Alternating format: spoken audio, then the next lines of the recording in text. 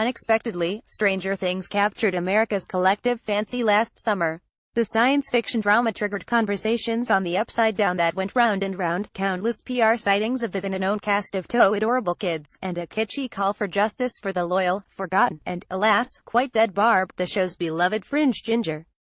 Inspired by the Duffer Brothers' obsession with 1980s movie nostalgia, filled with sweetly witty allusions to the likes of Goonies, E.T., and Stand By Me, the Netflix show wasn't quite as good as its hype, especially as the first season, like its young hero, Will Byers, became increasingly mired in gelatinous nonsense. Story-wise, the drama didn't build up so much as subside into sci-fi baloney about a monster dubbed the Demogorgon, a deep government conspiracy, a parallel universe, and slimy slugs. I like sci-fi baloney, made of finely ground plot fat, about as much as I like baloney in a sandwich, which is to say not at all. But Season 2 of Stranger Things has taken me by surprise. The first 5 new episodes are better than most of the first season. They're more emotionally developed and resonant.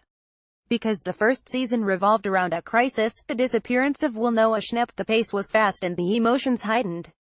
In the case of the Cree-faced Winona Ryder, who plays Will's mother, Joyce, it was far too heightened.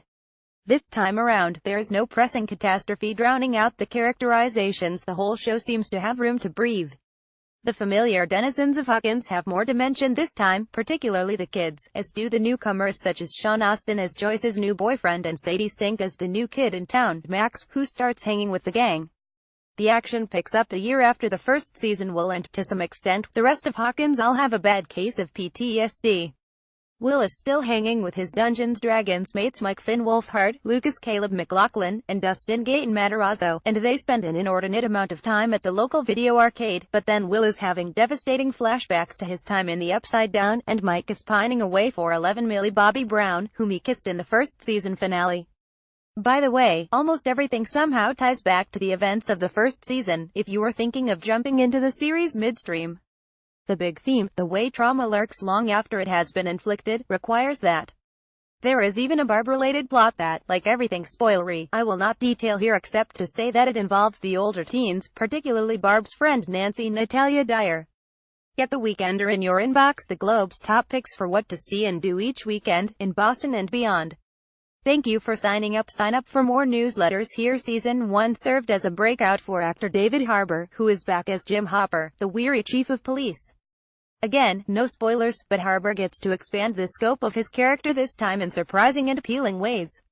Same with Brown, whose 11 goes on a journey of her own, in search of an identity that is central to the season. 11 is the emotional core of the show, the one whose victimization seems cruelest. On Stranger Things, the parents tend to be kitschy and somewhat clueless figures. Dustin's mother, for example, is oblivious to the otherworldly pet her son keeps in his room, while the kids, with their innocent bonds and their brave rescue attempts in the face of nightmares, seem more alive and aware. By the way, that pet, which, as one of the gang says, looks like a living booger, figures prominently in the season. One of my favorite elements in Stranger Things is the editing. Watch the way the scenes are knitted together, with perfectly timed abruptness and clever juxtapositions. It's all intertwined carefully, wisely, affectionately, and, I hope, with as little baloney as possible. Stranger Things starring David Harbour, Finn Wolfhard, Sadie Sink, Winona Ryder, Caleb McLaughlin, Gaten Matarazzo, Noah Schnapp, Millie Bobby Brown, Paul Reiser, Charlie Heaton, Natalia Dyer, Joe Keery. Season 2 available Friday on Netflix. Matthew Gilbert can be reached at gilbert@globe.com. Follow him on Twitter at Matthew Gilbert.